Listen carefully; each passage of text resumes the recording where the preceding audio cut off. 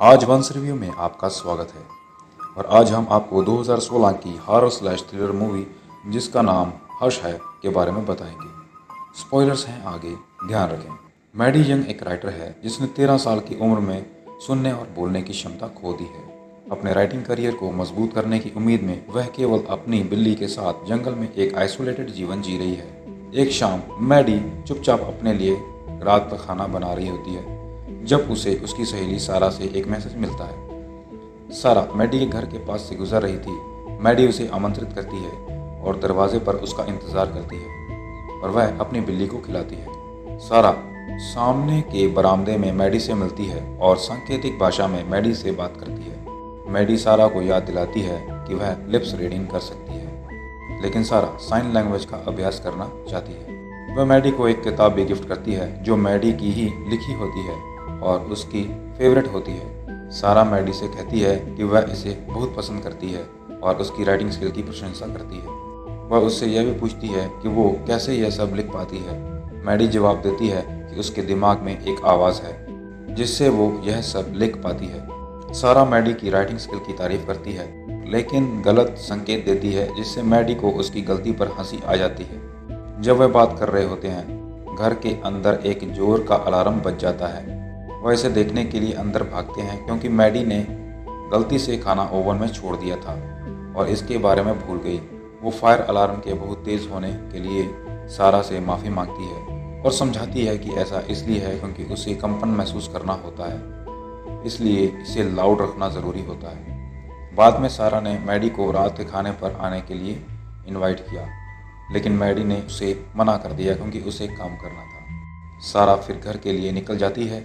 इसी बीच मैडी को क्रैग नाम के किसी व्यक्ति से एक टेक्स्ट मिलता है, लेकिन वह इसे अनदेखा कर देती है और अपने कंप्यूटर पर टाइप करने लगती है। वह अपनी पुस्तक के लिए विचारों पर विचार कर रही है। हालांकि यह काम नहीं कर रहा था। वह फिर क्रैग को फेस टाइम करने का फैसला करती है, लेकिन कुछ सेकंड बाद वह इस फैसले को छोड़ देती है। तभी क्रैग ने उसे खुद कॉल किया, लेकिन मैडी ने रिजेक्ट कर दिया। वह फिर रसोई की सफाई करने के लिए उठती है जब अचानक खून से लथपथ सारा उसकी खिड़की को जोर जोर से पीट रही थी। वो मैडी के ठीक पीछे मदद मांग रही है, लेकिन मैडी को कुछ भी सुनाई नहीं देता है। एक नकाबपोश आदमी सारा के साथ बाहर है। वह उससे विनती करती है कि उसे चोट ना पहुंचाए, लेकिन वह सारा को कई बार चाकू मारता है और उसे मार देता है। वह खिड़की से देखता है कि मैडी चुपचाप से सफाई कर रही है। तब नकाबपोश खिड़की पीटता है ताकि उसका ध्यान आकर्षित कर सके। उसे जल्द ही पता चल जाता है कि वह उसे सुन नहीं सकती। मैडी अपने सोफे पर वापस जाती है और लिखना शुरू करती है। उसे घर के अंदर नकाबपोश घुसपैठिए के आने की आवाज़ नहीं सुनाई दी। वह उसके ठीक पीछे एक चाकू के साथ खड़ा है। मैडी अभी भी उसकी उपस्थिति से अनजान है। वह अपने कंप्यूटर पर लगातार नावल लिख रही है। तभी मैडी की बहन मैक्स ने उसे कॉल किया। कॉल रिसीव करने से पहले घुसपैठिया दूर चला जाता है। मैडी अपनी बहन से अपनी पुस्तक के बारे में और साथ ही जंगल में उसके जीवन के बारे में बात करती है। मैक्स उसके बारे में चिंतित है और चाहती है कि वह शहर वापस आ जाए। जब वे बात कर रहे होते हैं तो घुसपैठिया मैडी का फ़ोन ढूंढता है और उसे अपने साथ ले जाता है। मैक्स मैडी को बताती है कि उसने उसके पीछे एक पल के लिए किसी को देखा। मैडी ने यह सब कहते हुए इसे खारिज कर दिया कि यह बिल्ली हो सकती है।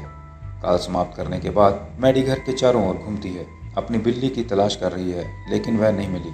इसलिए वह एक जैकेट पहनती है और फिर से सोफे पर बैठ जाती है। जैसे ही वह अपना लैपटॉप खोलती है, उसे अपने ही फ़ोन से एक मैसेज प्राप्त होता है जिसमें उसे उसकी कुछ मिनट पहले ही ली गई कई तस्वीरें मिलती हैं।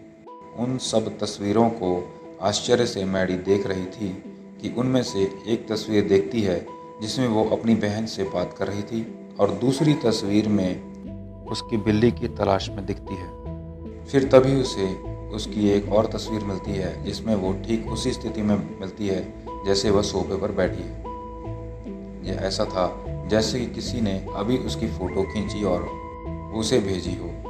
वो उठ खड़ी होती है और खिड़की से बाहर देखने लगती है और यह उसका पहली बार था जो उसने नकाबपोश को अपने घर के बाहर देखा। उसके हाथ में उसका फ़ोन था। मैडी ने फटाफट घर का दरवाज़ा और खिड़कियां बंद कर दी उसके घर में घुसने से पहले। वो आदमी घर के बाहर से घूमकर पिछले दरवाजे की ओर गया, पर पिछला दरवाज़ा भी मैडी ने बंद कर दिया था।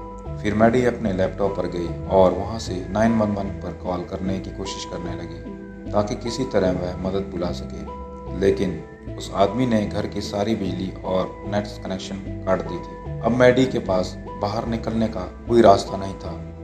डरते हुए मैडी उस आदमी को खिड़की से देखती है जो अपने चाकू से खिड़की को स्क्रैच कर रहा था। घर में चारों ओर धूप अंधेरा हो गया था, एक छोटी सी भी रोशनी नहीं थी।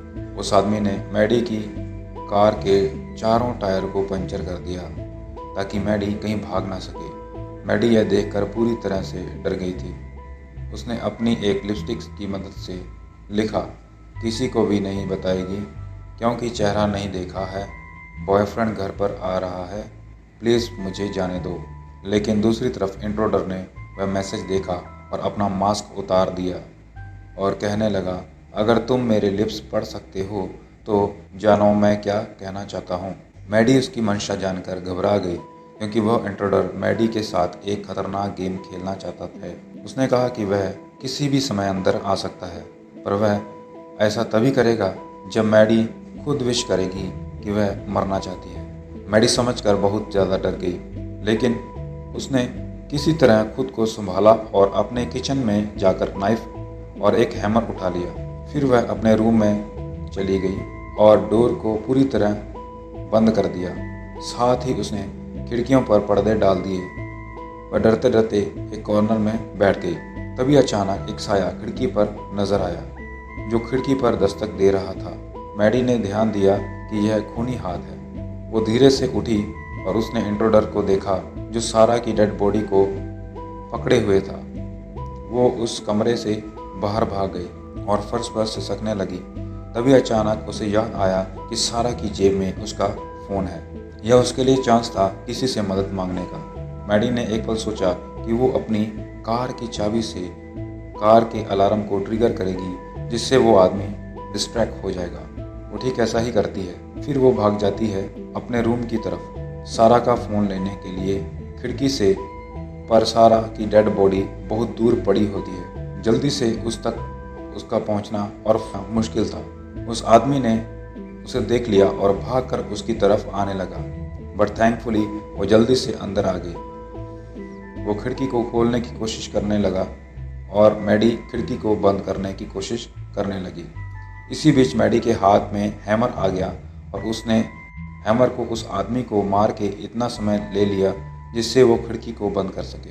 उस आदमी ने मैडी को सारा का फ़ोन दिखाया और उसकी डेड बॉडी के ऊपर रख दिया, जैसे वो आदमी चैलेंज कर रहा हो कि फ़ोन लेकर दिखाओ।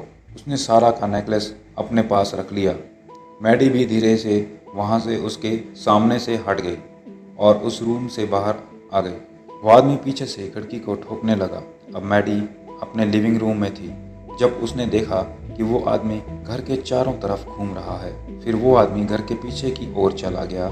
टेकिंग दिस चांस, मैडी सामने के डोर से घर से बाहर आ गई। वो डेक के नीचे छुप गई इससे पहले कि वो आदमी उसे देखे। जब वो आदमी उसकी नज़रों से दूर हो गया तब मैडी दौड़ने लगी, लेकिन उस आदमी ने उसे देख लिया और क्रॉसबो के तीर से उस पर शूट किया।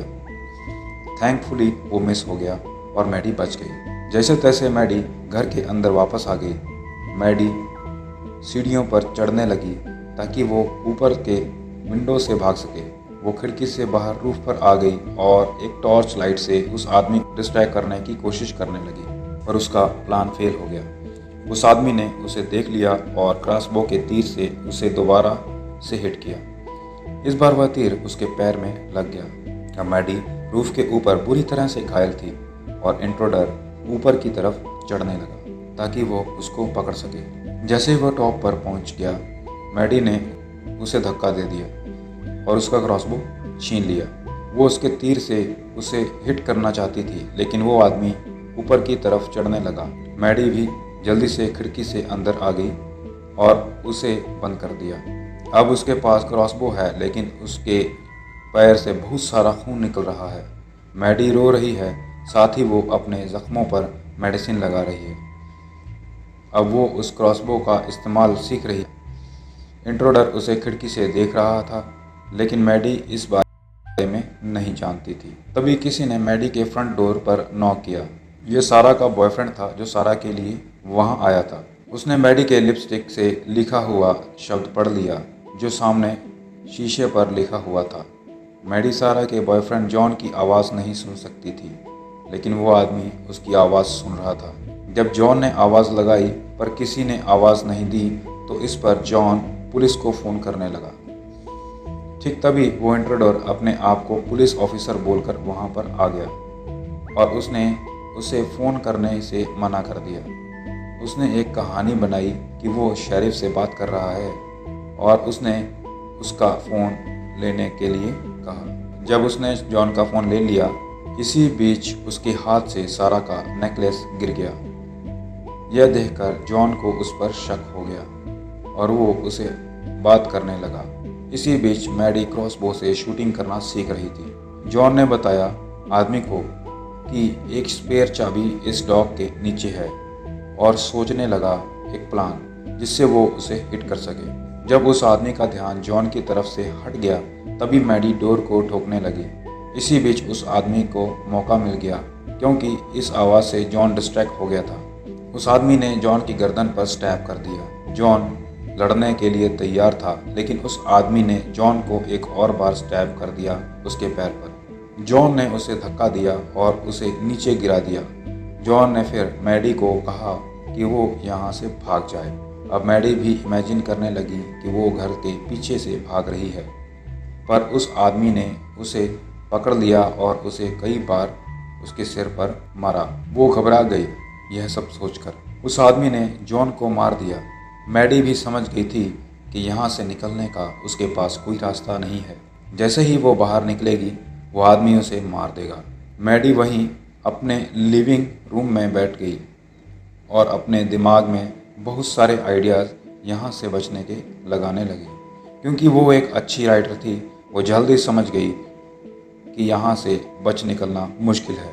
अब उसे कई रास्तों में से एक रास्ता मिला जो था उस आदमी को मारने का। इसी बीच वो आदमी बाहर खड़ा था, जॉन की डेड बॉडी से बात कर रहा था। मैडी की कैट फाइनली उस आदमी के पास आ गई।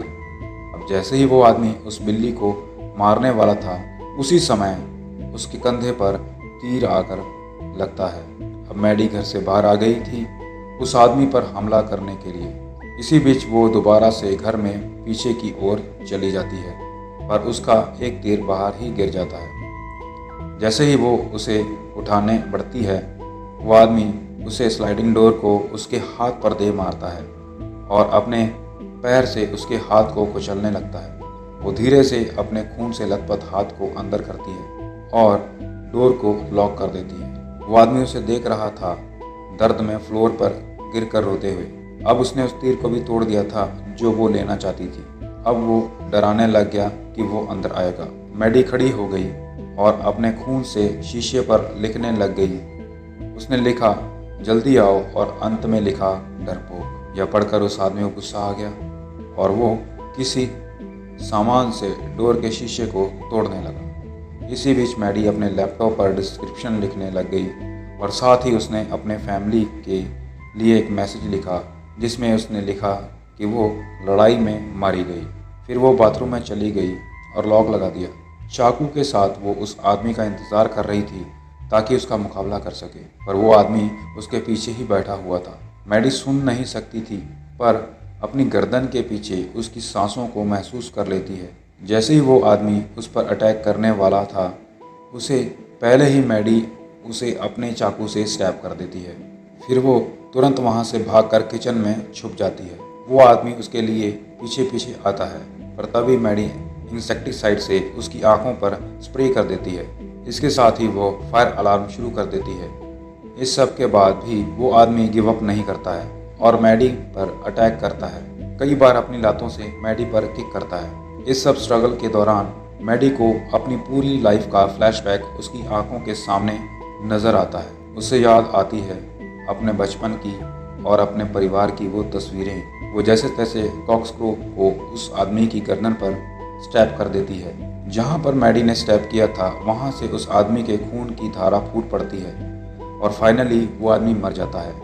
फिर मैडी धीरे से उठती है और उस आदमी की जेब से अपना फ़ोन लेती है। अब हमें दिखता है कि उसने 911 को कॉल किया है और वो धीरे धीरे से बाहर जाती है और एक तरफ जाकर बैठ जाती है। साथ ही उसकी पालतू बिल्ली भी होती है। यह मूवी पुलिस के घर में आने से ख़त्म हो जाती है। So friends, make sure to subscribe and turn on notifications so आपको अच्छे अच्छे मूवीज़ के रिव्यू मिल सके। Thanks for watching.